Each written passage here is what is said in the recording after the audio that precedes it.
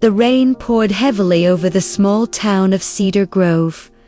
Shops closed their shutters early, and people hurried home with umbrellas and raincoats. But in the corner of the street, just beneath a flickering lamppost, stood a young man named Aaron. His hands trembled as he clutched a wooden violin. 'Cause its edges cracked, its strings missing. For most, it was just an old, useless instrument. But for Aaron, it was his only connection to a dream that life seemed determined to crush. Aaron grew up in poverty. His father worked at a factory and his mother cleaned homes. Life was a constant struggle, but Aaron discovered something magical when he was 8.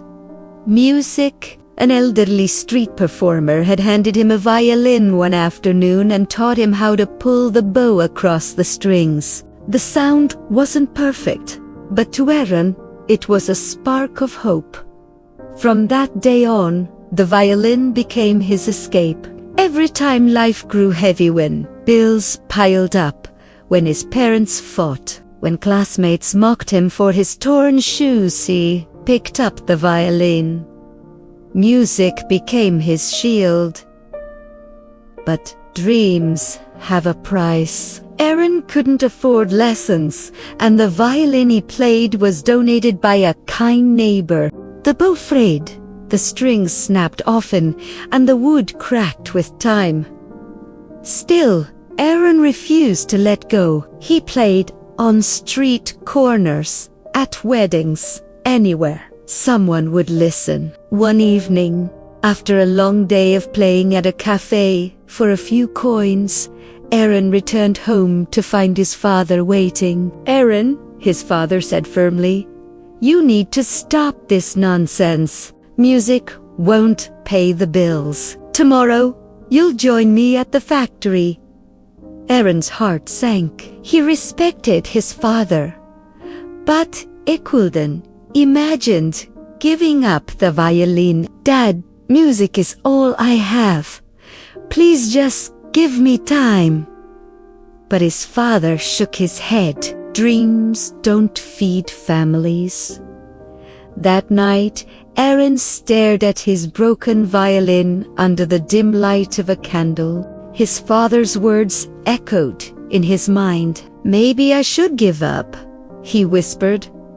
His hands shook as he touched the worn wood. Maybe they're right. But then, something stirred in him. He remembered the feeling of playing under the open sky. The small child who once handed him a flower after hearing his music. The elderly couple who once told him his violin reminded them of their youth. His music mattered. Even if the world thought otherwise, he couldn't abandon it. So, the next morning, instead of heading to the factory, Aaron walked to the city square. His violin was nearly unplayable, but he tightened what strings he had and began to play. The sound was rough, but filled with raw passion. At first, people passed without looking. Some shook their heads.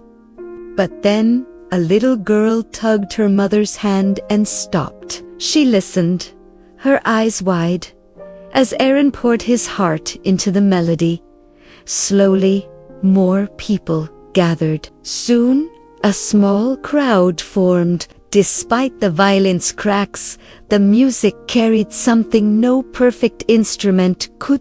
Among the crowd stood a man in a suit, silently observing. When Aaron finished, sweat dripping from his brow, the man stepped forward. "Young man," he said, "where did you learn to play?" Aaron hesitated. "Nowhere. I just practiced. I've never had lessons."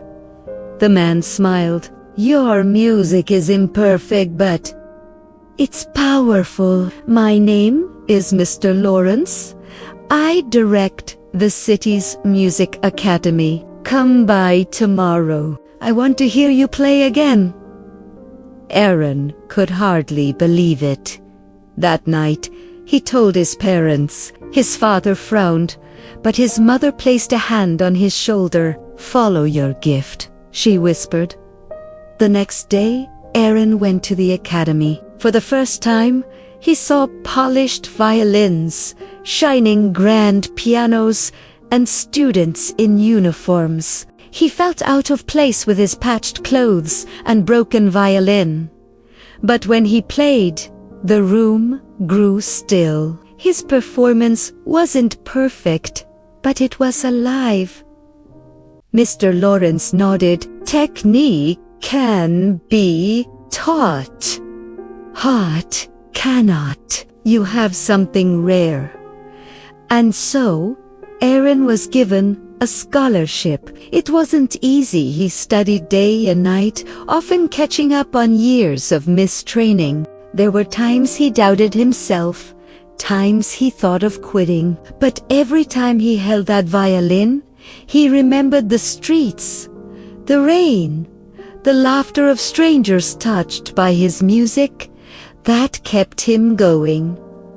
Years passed. Aaron grew into a skilled violinist. He began performing in concerts, first in small halls, then in larger venues. His name spread.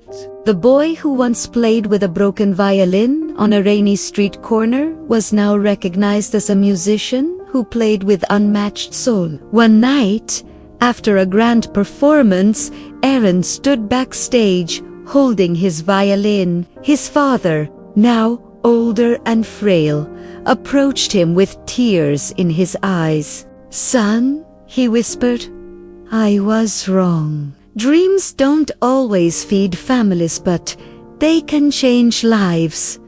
You never gave up, and because of that, you fed more than just our family. You fed hearts."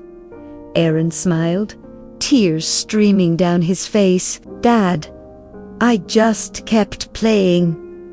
And that was the truth. He had refused to let life silence him. Your dream may look broken. People may laugh at it. Even those closest to you may not believe in it. But if your heart beats for it, don't stop. Broken instruments can still create beautiful music, and broken dreams can still build beautiful futures. This was today's story from Motivoons. If you felt inspired, don't forget to like, share, and subscribe for more powerful stories that move your heart and mind. See you in the next one.